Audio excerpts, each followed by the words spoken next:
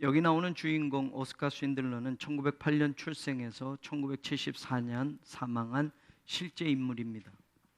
체코에서 태어난 독일 사람으로 2차 세계대전 당시에 1100명에 달하는 유태인들을 아우슈비츠 수용소로 이송 전에 구출한 사람입니다.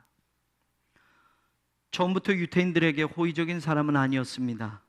1939년 나치당에 들어가면서 오히려 나치 독일군에게 뇌물을 써가면서 자신이 인수한 그릇 공장에 강제 동원된 유태인들을 고용해서 돈을 벌려고 했던 기회주의 사업가였습니다. 그렇게 많은 돈을 벌던 오스카 쉰들러가 자신의 공장 운영을 도와줬던 유태인이었던 회계사 스턴과 가까워지게 되면서 바로 그 스턴을 통해서 유태인들의 입장을 조금씩 이해하게 되어 가고, 결국 그는 나치 독일 사람들의 무자비한 살인 행위를 계기로 현실을 올바르게 판단하게 됩니다. 그러면서 쉰들러는 유태인들을 구하기로 결심하게 되었고, 유태인 수용소 소장인 아몬에게 엄청난 뇌물을 주어가면서 유태인 한 명당의 몸값을 계산해서 그 사람들을 자신의 고향인 체코로 탈출하게 도와줍니다. 오늘 여러분이 본 영화의 장면은 전쟁이 끝난 후에 자기가 탈출시킨 그 유태인들이 고마움의 표시로 탈무드에 쓰여진 그 격언이 쓰여진 반지를 줍니다. 거기에는 He who saves a single life saves the world entire. 한 생명을 구원한 그가 전 세계를 구원한다라는 그 글귀가 새겨진 그 반지를 전해주면서 오스카 쉰들러가 내가 돈을 벌어서 이제까지 유태인들을 한 명 한 명 살렸는데 마지막 한 명이라도 더 살릴 수 있었는데 그것에 대해 안타까워하는 장면, 눈물을 흘리는 장면입니다.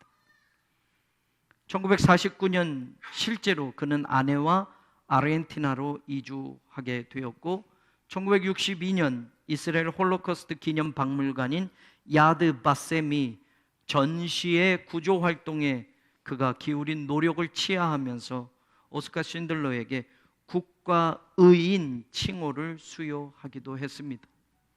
1974년 10월 오스카 쉰들러가 독일에서 사망할 당시에는 안타깝게도 그는 한 푼 없는 무일푼의 인생으로 인생을 마무리합니다. 그것 또한 우리에게 의미를 줍니다. 인생의 의미는 돈에만 있지 않다라는 것을 우리에게 실제로 가르쳐주는 교훈으로 남습니다. 엄청난 전시에 돈을 벌었던 사업가인데 그 돈을 유태인들을 살리는 일에 아낌없이 투자해서 1100명이나 되는 유태인들을 살렸고, 실제로 그 1100명에서 태어난 후손들은 말할 수 없는 많은 후손들이 되었습니다. 정작 자기가 죽는 그 순간은 무일푼으로 죽게 된 오스카 쉰들러. 그 마지막 장면, 더 구할 수도 있었을 거야. 어쩌면 더 살릴 수 있었을지도 몰라. 내가 가진 이 차, 독일 사람 괴테에게 이 차를 팔 수 있었는데 왜 못 팔았지? 이 차를 팔면 10명이나 더 구할 수 있었을 텐데. 나치의 금배지를 떼면서 이건 금배지인데 이거 팔면 2명, 아니 적어도 1명은 더 독일 사람들에게 빼올 수 있었는데 1명, 한 생명을 더 이걸로 구할 수 있었을 텐데, 최소한 한 사람이라도 더 살릴 수 있었는데 내가 왜 못했지? 왜 내가 그렇게 안 했지? 라고 하며 눈물 짓는 그 장면이 오늘 우리가 본 장면입니다. 한 생명이라도 더 구하지 못한 자신을 질책하며 안타까워하는 오스카 쉰들러의 그 모습. 우리는 오늘 생명나무 주일 2번째를 지키고 있는데, 한 영혼을 구원하는 일에 함께 한다라는 게, 더군다나 그 영혼이 내 가족, 친구, 이웃을 주님께 인도하고 구원하는 일을 미루지 않고 지금 실천에 옮긴다라는 것이 얼마나 소중하고 귀한 일인가. 저는 오늘 우리 모두가 그렇게 확인해 보는 그런 복된 은혜의 시간이 되기를 바랍니다. 오늘 본문에는 이 세상에서 거지로 살았던 사람하고 부자로 날마다 호화롭게 즐기며 살았던 사람의 이야기를 예수님께서 비유로 말씀하시는 장면이 나옵니다. 그런데 죽은 후에 그 두 사람이 간 곳은 똑같은 곳이 아니라는 겁니다. 살았을 땐 이 세상에서 똑같이 살았지만 삶의 환경과 질과 조건은 달랐지만 그들이 죽은 이후에 똑같은 장소에 같이 간 것이 아니라 죽은 이후에는 다른 곳에 갔다라는 의미가 이 비유 속에서 전개되고 있습니다. 거지는 아브라함의 품이라고 일컫는 곳에 들어가게 되었고 부자는 불꽃 가운데 고통받는 음부에 갔다라는 겁니다. 누가복음에만 나오는 이 유일한 이 비유의 의미를 해석하기에 앞서서 우리는 본문 앞에 예수님이 하신 말씀을 관계해서 이 비유를 알아볼 필요가 있습니다. 뜬금없이 갑자기 예수님이 이 비유만 말씀하신 것이 아니라는 겁니다. 거지 나사로와 부자의 이 비유 앞에 예수님은 주인의 소유, 주인의 재산을 낭비한 불의한 청지기의 비유를 먼저 하셨습니다. 그리고 그 비유를 듣고 14절에 보면 바리새인들의 표정이 나타납니다. 바리새인들은 돈을 좋아하는 자들이라 이 모든 것을 듣고 비웃거늘. 이 세상에 돈을 싫어하는 사람은 아마 아무도 없을 겁니다. 그러고 본다면 바리새인이라는 이 특정한 계층 말고 돈을 좋아하는 사람들, 그 사람들에게는 예수님의 이 비유가 안 들렸다라는 말입니다. 오히려 그 비유가 웃음거리처럼 비웃는 이야기거리가 되고 말았다라는 겁니다. 그들은 무엇을 듣고 비웃었는가? 그 불의한 청지기의 비유의 결론으로 보면 13절에 집 하인은 두 주인을 섬길 수 없는 거다. 두 주인을 섬긴다고 한다면 혹 이 사람을 미워하고 저 사람을 사랑할 수 있고 혹 이를 중히 여기고 저를 경히 여길 수 있기 때문이다. 그러니 결국 너희는 하나님과 재물을 그렇게 겸하여서 섬길 수 없는 거야 라고 예수님이 그 불의한 청지기의 비유에서 결론처럼 말하고 있습니다. 이제는 구약의 율법이 아니고 선지자가 아니라 그것은 요한의 때까지 끝나는 것이고 그 이후부터는 하나님 나라의 복음, 그것이 전파되어 사람마다 그리로 진입하느니라 라고 말합니다. 복음으로만이 하늘나라에 들어갈 수 있는 길이 열리며 율법과 선지자는 요한의 때까지라고 예수님이 이 비유를 통해서 선언하는 겁니다. 오늘 거지 나사로와 부자의 이 비유는 그런 의미에서 앞에 예수님이 비유로 말씀하신 것과 동떨어진 것이 아니라는 것, 우리는 그렇게 연결지어 생각해 볼 수 있다는 말입니다. 복음만이 하나님 나라에 들어가게 하는 유일한 도구가 된다. 재물을 주인으로 섬기는 사람이 아니라 하나님을 진짜 자신의 인생의 주인으로 섬기는 사람들, 그들이 하늘나라에 들어갈 수 있다.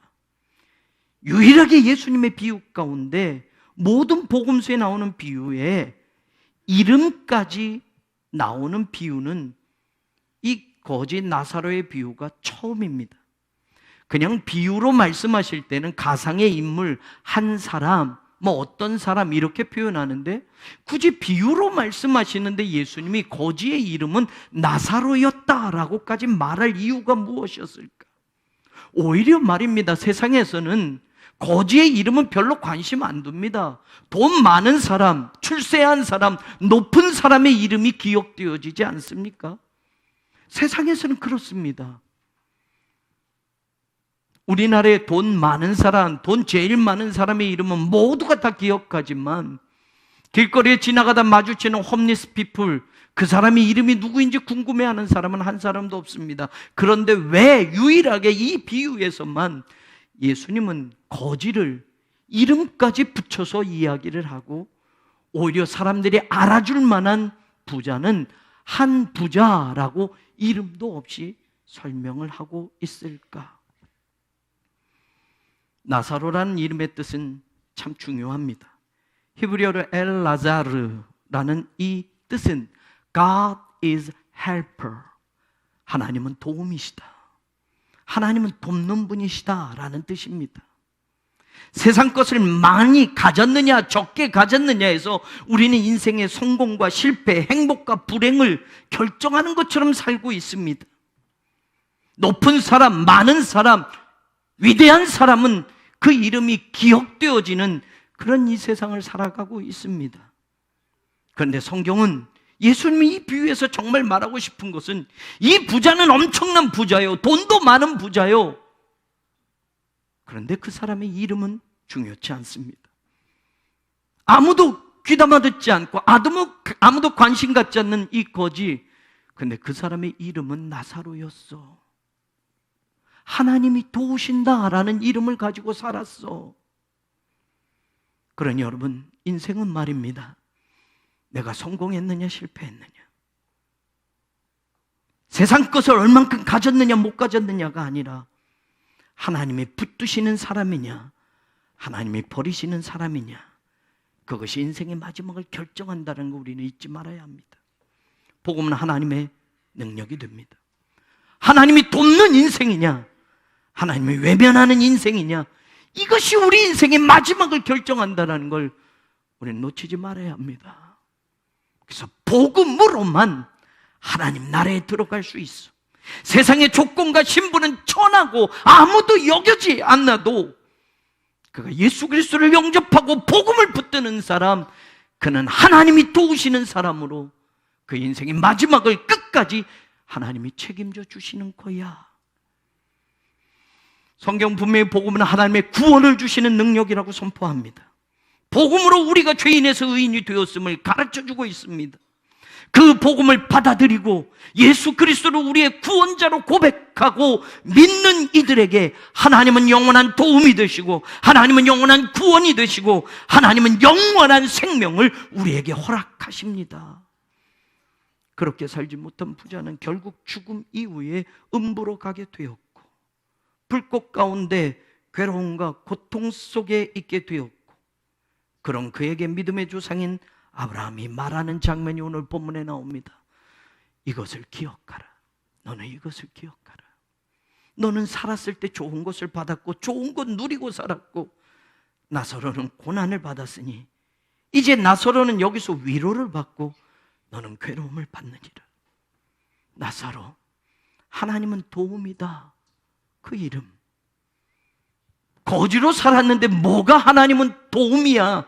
거지 주제에 살아서는 이런 평가, 세상에 이런 평가를 가지고 아무도 눈여겨보지 않는 인생의 비참한 길을 걸었을지는 모르지만 하나님은 도움이시다라는 이 사람의 마지막은 죽음 이후 바로 그 하나님은 도움이라는 걸 분명하게 증명해 보이고 있는 겁니다. 그렇다면 오늘 본문에 이것을 기억하라, 이 기억하라는 죽은 다음의 기억은 소용없습니다. 생전에 기억해내라는 말입니다. 그러니 이 비유는 죽은 부자가 들어야 할 비유가 아니라 지금 이 세상에 살고 있는 우리가 이 비유를 듣고 죽음 이후 분명하게 지옥과 천국이 있음을 기억하고 살아야 된다는 걸 예수님 말씀하고 싶었습니다. 오늘 비유는 나사로가 들어간 아브라함의 품이라는 이 장소보다는 부자가 들어간 음부라는 장소를 예수님은 더 강조해서 설명하고 싶었던 것 같습니다. 이런 곳이기 때문에, 음부는 바로 이런 장소이기 때문에 절대로 이곳에 들어가서는 안 된다는 것을 이 복음을 듣는 이들에게 예수는 미리 경고하기 위해서 말씀하신 것처럼 느껴집니다. 왜요? 죽음 위에 부자가 들어간 이 음부에 왜 들어가서는 안 될까요? 음부에는 고통뿐이 없기 때문입니다. 성경에 보면 날마다 그 부자는 호화롭게 즐기더라라고 표현하고 있습니다. 날마다 호화롭게 즐기더라라고 말합니다. 이 세상에서 하나님 없어도 좋습니다. 돈만 있으니 말입니다.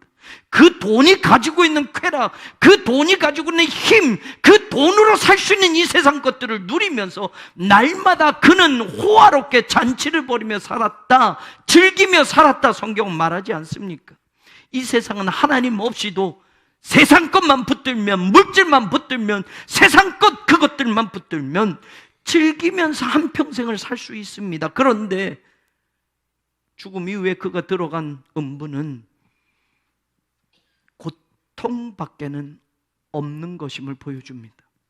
23절에 보면 그가 음부에서 고통 중에, 24절에 보면 내가 이 불꽃 가운데서 괴로워하나이다 라고 기록되어 있습니다.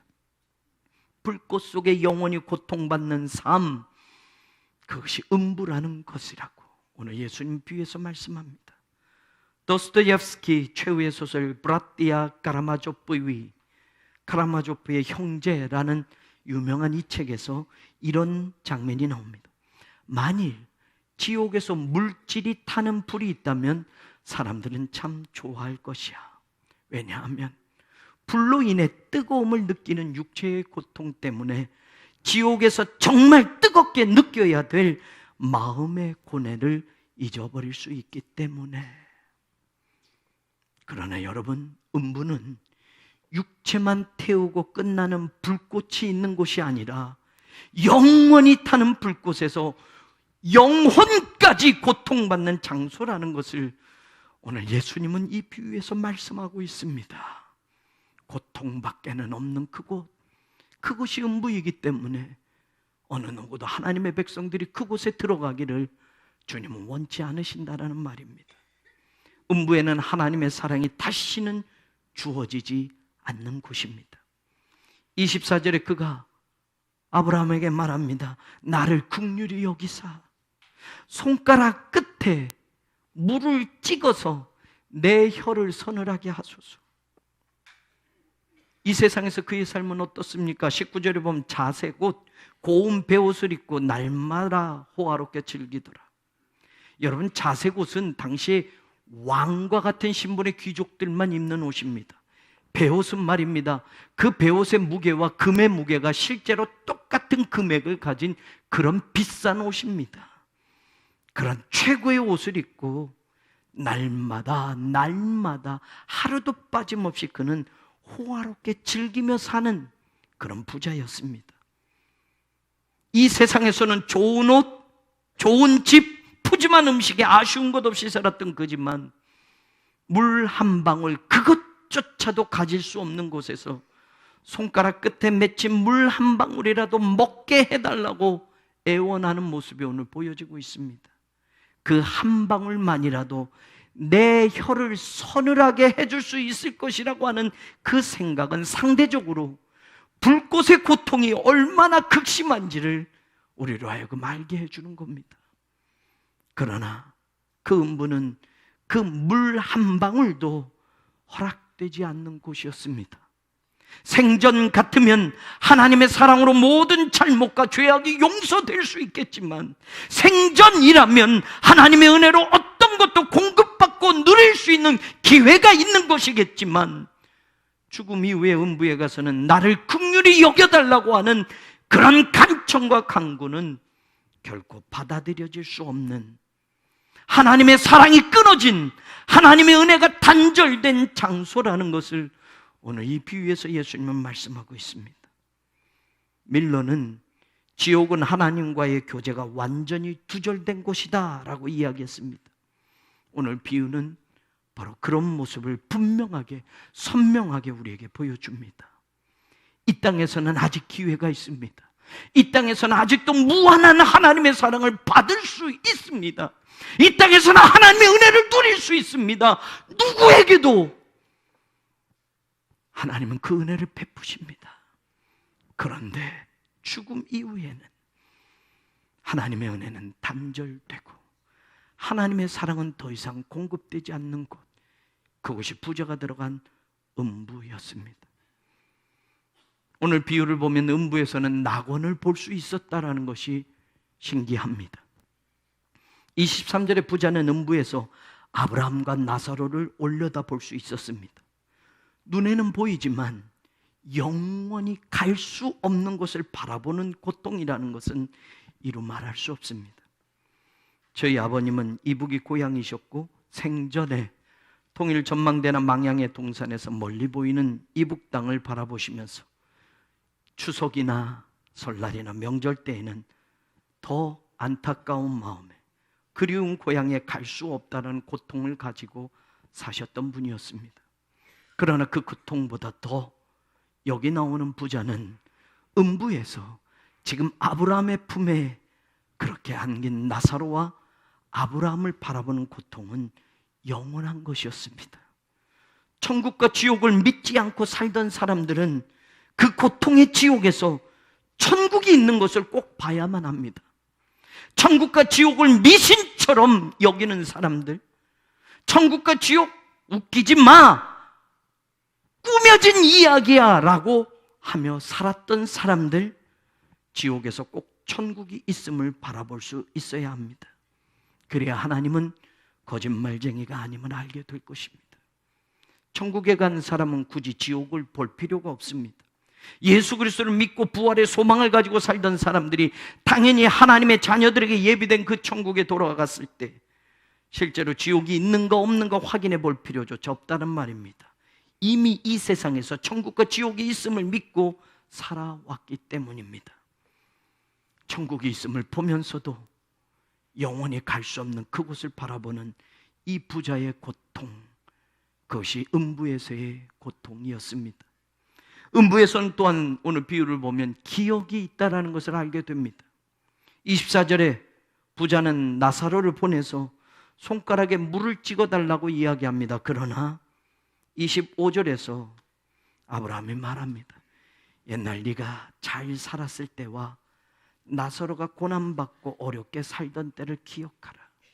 너는 부자로 날마다 좋은 옷에 날마다 잔치를 벌이며 날마다 호화롭게 즐기며 살았지만 이 거지 나사로는 너희 집 대문 밖에서 쓰레기 더미를 뒤져가면서 음식 찌꺼기를 뒤져가면서 그렇게 먹고 살았던 것, 그걸 네가 기억해라. 기억이 없다면 이런 이야기를 할 필요가 없었을 겁니다. 또 27절 이후를 보면 부자는 자기 형제들이 걱정이 되어서 나사로를, 죽은 나사로가 만약 살아서 돌아가서 자기 아버지 집에 보내서 5명의 남겨진 형제들에게 이런 곳이 있으니 오지 않도록 제발 좀 증거해달라고 부탁을 합니다. 나는 비록 여기 왔지만 내 남겨진 형제들 5은 절대로 이곳에 와서는 안 되기에 죽은 나사로를 좀 보내서 이런 곳이 있다고 좀 말 좀 해달라고 간청을 합니다. 모세와 선지자에게 듣지 않으면 안 된다고 아브라함은 거절합니다. 그래요, 지옥은 껄껄껄거리면서 사는 사람들밖에 없다는 말입니다. 예수 믿고 살 걸, 교회 다녀볼 걸, 하나님을 영접해 볼 걸 껄껄거리며 이 부자처럼 후회하는 인생, 그 인생이, 그 자신의 그것을 기억하며 고통 속에 있는 그 인생이 음부에서의 모습이라고 오늘 예수님은 비유를 통해 말합니다. 사랑하는 여러분, 예수 그리스도를 통하여 천국 복음은 이미 선포되었습니다. 지금 우리의 삶은 복음을 받아들이고 예수님을 영접하고 천국을 소유한 사람들로 살아갈 수 있습니다. 이제 우리뿐만 아니라 우리의 이웃, 동료, 친척, 친구, 자녀들도 천국 백성이 되도록 예수 그리스도 앞으로 우리는 인도해야만 합니다. 올해 우린 다니엘서 12장 3절 말씀을 붙들고 시작하지 않았습니까? 많은 사람을 옳은 대로 돌아오게 한 자는 별과 같이 영원토록 빛나리라. 돌아오게 하라, 돌아오게 하라. 말씀처럼 내 사랑하는 자녀, 내 사랑하는 이웃, 내 사랑하는 배우자, 내 사랑하는 친구, 동료, 주님 품으로 돌아오게 하라. 그 말씀을 생명의 말씀으로 붙들고 많은 사람들을 주님께 돌아오게 하여 별과 같이 영원토록 빛나는 복된 성도들이 여러분들이 되기를 원합니다. 하나님의 나라는 예수 그리스도를 통해서만 들어갈 수 있습니다. 세상에서 아무리 좋은 것을 가지고 살았던 사람이라도 돈, 학식, 명예, 육체의 자랑도 세상 것을 가지고서는 천국에 절대로 들어갈 수 없습니다. 남들이 모두 부러워할 만한 아름다운 미모와 힘세고 건강한 육체를 가진 사람이라 할지라도, 노벨상 같은 위대한 큰 상을 아무리 많이 받은 사람이라 할지라도, 세상의 돈 그 혼자 다 긁어 모은 것처럼 최고 돈 많이 버는 부자의 명단에 오른 사람들이라도 천국은 그런 사람들이 평생 쌓아놓고 모아놓은 그것 가지고 들어갈 수 있는 곳이 아닙니다. 물 한 모금도 없는 불구덩이, 과거에 예수님 영접하지 않음을 영원히 후회해야 할 음부의 자리와 낙원을 바라보는 음부의 고통은 꾸며진 이야기가 아니라 예수님이 직접 하신 말씀입니다. 이 말씀은 진실입니다. 이 말씀은 반드시 우리가 이 세상의 삶을 다 살고 난 후에 하나님 앞에 섰을 때 분명하게 확인되어질 것입니다. 사랑하는 여러분, 지금 우리는 하나님 나라를 들어가기 위해 무엇을 위해 살아가고 있습니까? 예수님의 말씀처럼 돈을 좋아했던 바리새인들과 같이 여전히 세상 그 물질, 그거 놓지 못하고 그것만을 위해서 달려가고 있지는 않습니까? 아니, 진짜 주인은 세상 속에서 찾아가고 있지는 않습니까? 하나님과 재물, 두 주인을 섬길 수 없습니다. 언제까지 머뭇머뭇거리고 있으렵니까? 사람들에게 높임받는 일, 이 세상에서 사람들이 나를 알아주는 그 이름을 높이는 일, 하나님 앞에 인정받고 천국에 그 이름이 기록되어지는 그 신앙이 오늘 우리의 것이 되기를 주님의 이름으로 축원합니다. 비록 거지였지만, 비록 이 세상에서 별 볼 일 없는 것 같은 인생이었지만, 나사로 하나님은 도움이다, 이 이름처럼 하나님이 지키시는 자, 하나님이 도움이신 그 신앙을 고백하며 세상에서는 누가 알아주지 않아도, 세상에선 조금 성공한 인생이 아니더라 할지라도 하나님은 나의 도움이다, 나사로 이 신앙을 가지고 하루하루 살아가는 거룩한 하나님의 자녀들 되기를 바랍니다. 언제나 세상 조건, 형편에 따라 저울질되고 그러지 않는, 변함없이 하나님만을 바라보고 하나님만을 의지하고 하나님만을 신뢰하고 살아가는 믿음이 오늘 우리의 것이 되기를 주님의 이름으로 축원합니다. 하나님은 나를 지키신다, 하나님은 나의 도움이시다, 이 이름을 가진 나사로처럼 우리 모두가 그 이름과 같은 삶, 그 이름과 같은 믿음을 가지고 진짜 하나님의 백성으로, 진짜 천국 주인으로, 진짜 예수 그리스도의 사람으로 이 세상을 지금 살아가는 거룩한 하나님의 자녀들 되기를 바랍니다. 무엇보다 음부에서 타오르는 뜨거운 불꽃 가운데 일그러진 얼굴로 서로를 보는 사람들이 되지 마시고 천국의 로비에서 활짝 웃으며 기쁘게 만나는 진짜 예수 믿는 거룩한 천국 백성이 되기를 주님의 이름으로 간절히 축원합니다. 오늘 생명나무 주일에 오늘 처음 교회 나온 분들과 미루어 두었다 오늘 이 자리에 함께한 여러분을 우리 주님 예수 그리스도의 이름으로 진심으로 환영하고 축복합니다. 이제부터 여러분 낯선 것 같지만, 이제부터 오늘 이 처음이 어색한 것 같지만 하나님의 말씀 붙들고 이젠 천국의 소망을 가지고 천국 백성으로 우리 인생 마지막까지 살아가기를 주님의 이름으로 간절히 축원합니다. 감사합니다. 하나님, 세상에서는 알아주지 않은, 세상에서는 내세울 것 없는 거지의 인생이었지만 그는 나사로였습니다. 하나님은 그의 도움이셨습니다. 하나님은 그의 힘이셨습니다. 그 믿음, 그 신앙은 결국 그 인생의 마지막을 분명하게 결정지어 주었습니다. 세상 것이 전부인 것처럼 살아가는 우리의 삶을 잠시 멈추고 숨 고르기 하며 뒤돌아보는 오늘이 되기를 원합니다. 이렇게 계속 가야 할까? 이렇게 세상 것이 전부인 채로 살아가야 할까? 이제 내가 주님 앞에 주님과 함께, 하나님은 나의 도움이십니다. 하나님은 나의 힘이십니다. 나사로의 그 신앙과 그 믿음, 그 이름의 뜻을 가지고 오늘 우리의 남은 생애를 살아가게 하여 주옵소서. 예수님의 이름으로 기도합니다. 아멘.